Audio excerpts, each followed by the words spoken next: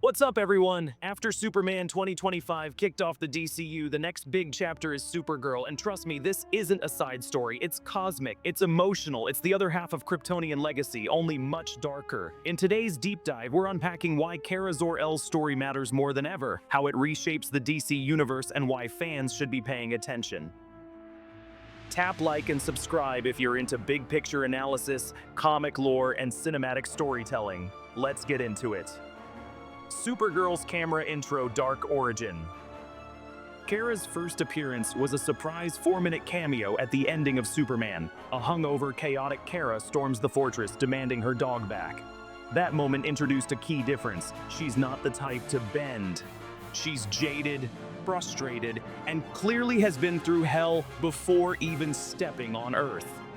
James Gunn has been clear. Unlike Kal-El's loving upbringing, Kara was raised on a fragment of Krypton, watching everyone die. She's a total mess, emotionally, morally, spiritually, not because of trauma porn, but because she survived one of DC's most violent planetary cataclysms. That context completely reframes her appearance. She's not a sheltered cousin, she's a survivor. She's not here to be saved, she's here to save herself first. Script selection fast-tracked production. Why was Supergirl, Woman of Tomorrow, chosen as DCU's second feature? It wasn't just loyalty to source material, it was because Ana Nogueira's script was so good that Gunn and Safran greenlit it immediately. Others were written, but none matched the quality to follow Superman. Gunn even said the script was above and beyond anything I hoped it would be. He knew this needed to follow Superman. No more placeholders. EOS for derivative. We get emotional core. Filming began in January 2025 across Leavesden in Scotland, wrapping by May. June brought Idle confirmation, dropping the subtitle, and simply naming the film Supergirl. Character cast breakdown. At the center is Millie Alcock as Kara. Gunn said he called her the first pick after seeing House of the Dragon. He knew she had the edge and authenticity needed.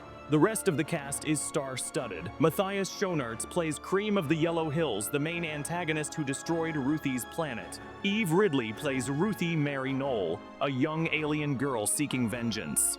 Jason Momoa claws in as Lobo in a late cameo, adding cosmic muscle and dark humor. David Krumholtz and Emily Beecham round out the cast as Kara's parents. This is a brutal, emotionally driven ensemble, not sandbox characters, but agents of trauma and planetary stakes. Comic source thematic depth. The movie adapts the Supergirl, Woman of Tomorrow comics, 2021-22, by Tom King and Bilquis Evely. Here, Kara is older, distant, and space-hardened. She boards a mission of vengeance with Ruthie and confronts loss, identity, and violence on cosmic scales. Expect a film that tackles themes rarely explored in mainstream superhero blockbusters. Trauma and grief. Kara survived the destruction of Krypton not as a child, but as a young adult. What would that do to your psyche? Vigilante justice. She must choose between ruthless revenge and mercy. Found family. Her bond with Ruthie evolves into mutual survival. This isn't your kid-friendly flying hero, it's honest emotional conflict against a galaxy of threats. Cosmic expansion DCU plans. This is not a standalone. Supergirl is Phase 2 of Chapter 1, Dark Origin and Monsters. Gunn has said he prioritized Supergirl because it fit the emotional and cosmic tone he wants. It connects directly to Superman, continues into Clayface, the Authority, the Brave and the Bold, and Swamp Thing. The cosmic scope expands outward, and Kara is at the center. Also expect flashbacks or glimpses of Krypton. Gunn teased possible segments of her planet's destruction to contrast with Superman's happy upbringing. Fan reaction community voices.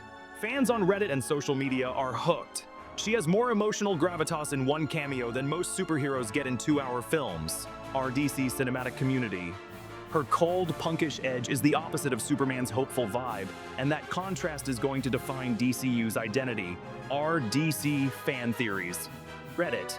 And Reddit users praised Gunn for taking risks. Not just popular characters, but good stories. If the script was strong, we did it. Referencing the decision to fast-track Kara. So what does all this mean? Supergirl, 2026, isn't just a Kryptonian sequel, it's the cosmic heart of DCU's new mythology. She represents emotional complexity, moral ambiguity, and the beginning of DC's journey beyond Earth. If DCU is going to stand out from Marvel, this film is its statement of intent. To quote Gunn, everything needs to stand on its own, but we're planting seeds for bigger, bolder stories. Bang premiere. So what do you think? Are you excited for a version of Supergirl that hunts across galaxies? Drop your favorite theories below. Lobo, Krem, will she visit Krypton? Let's talk it out. And if you stuck to the end, you're the real hero. Please like, subscribe, and ring that bell because Supergirl is just the beginning. I've got Clayface, The Authority, and multiverse breakdowns coming next. Stay tuned.